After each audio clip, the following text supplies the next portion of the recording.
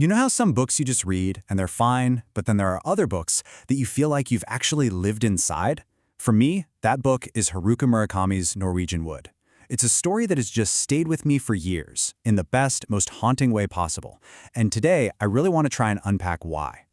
Seriously, think about it. You're just living your life, maybe on a plane or walking down the street, and a song comes on that just stops you in your tracks. A melody that doesn't just remind you of something, but physically pulls you back to another time and place. Well, that exact feeling is where this entire story begins. And just like that, with a few notes from a Beatles song, our narrator, Toru, is completely ripped out of his present. Suddenly, he's not a 37-year-old man anymore. He's 19 again, back in Tokyo, walking through a field in 1969.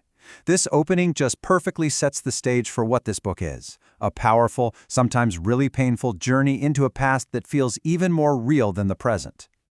Now, to really get this story, you have to get the world it's set in. We're talking Tokyo in the late 1960s, which was a time of just massive, massive change. And this isn't just some historical wallpaper. The energy of that era is basically a character in itself. You've got student protests, big debates about revolution. It feels like the whole world is spinning a little faster. But for our characters, the real turmoil, the real revolution, is all happening on the inside. So, what's the actual vibe of this book?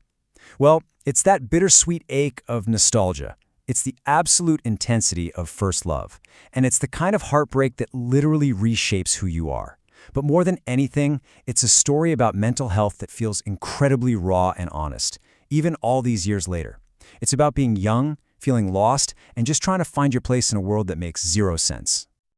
Of course, a story is nothing without its people, and the characters in this book, they feel so real they almost become your memories, like people you used to know. At the very center of it all is Toru. He's not really a hero in the traditional sense. He's quiet, he reads a lot, and he kind of feels like the calm eye of the storm. He's an observer caught in the middle of everyone else's emotional chaos, while he's just trying to deal with his own quiet grief. This is how Toru sees himself, and it's just devastatingly honest. This feeling that there's a wall around his heart, it's a fear I think so many of us can relate to. The fear that maybe we're just not capable of truly, deeply connecting with someone. And that vulnerability is exactly what makes him our guide. And Toru's whole journey is really defined by two unforgettable women, Naoko and Midori. And this is not your typical love triangle. They represent two totally different ways of being. One represents the pull of a past you can't escape, and the other represents a future that's demanding to be lived. Naoko is his first love, and she's tied to this shared tragedy from their past. She's beautiful, she's delicate, and she is just deeply, deeply haunted. She's basically the embodiment of memory, of grief, and of being frozen in time. I mean, that line just gives you chills, right? It perfectly captures the tragedy that just hangs over Naoko. It's this feeling that a part of her is just stuck in the past, forever 17, while the rest of the world keeps getting older. And then there's Midori. If Naoko is like a quiet, sad melody, Midori is a loud, chaotic, brilliant punk rock song.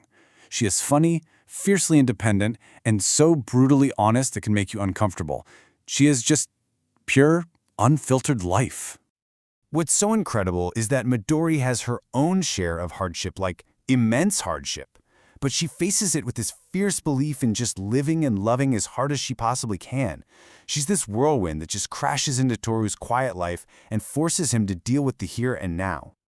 But listen, it's not all heartbreak and heavy philosophy. This is Murakami, which means you get some wonderfully weird side characters. My personal favorite is Toru's roommate, a guy he nicknamed Stormtrooper because he's so obsessively neat. This is his entire life's ambition. He is obsessed with maps. It's so specific, it's the only word that makes him stutter. This kind of deadpan humor is just pure Murakami, and it gives you these great little moments to breathe in what is a very emotional story. So, beyond the plot and the amazing characters, the reason this book really gets under your skin is the writing itself. Murakami's style is so simple and direct, but it's incredibly powerful. He can describe making a sandwich and somehow make it feel profound. This line comes from another character, the super arrogant but kind of brilliant Nagasawa.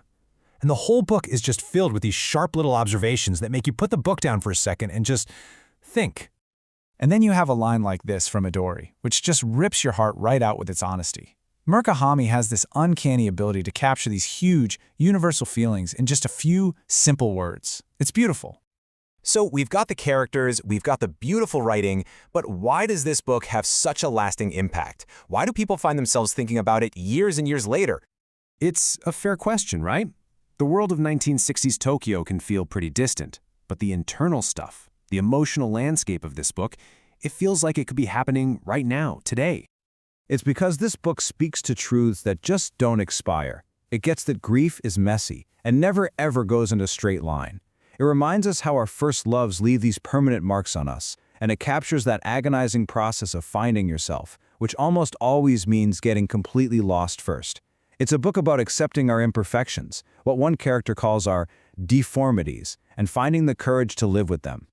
And ultimately, I think this is the heartbreaking, beautiful truth at the very core of Norwegian Wood. It's a story about learning how to carry the weight of your past without letting it drown you. It's about the difficult, messy, necessary act of choosing to live. Look, this book is a quiet masterpiece. It's sad, it's funny, it's beautiful, and it will absolutely stay with you long after you finish it. So, have you read it? If you have, I would absolutely love to hear how it stayed with you. Let me know all of your thoughts in the comments below.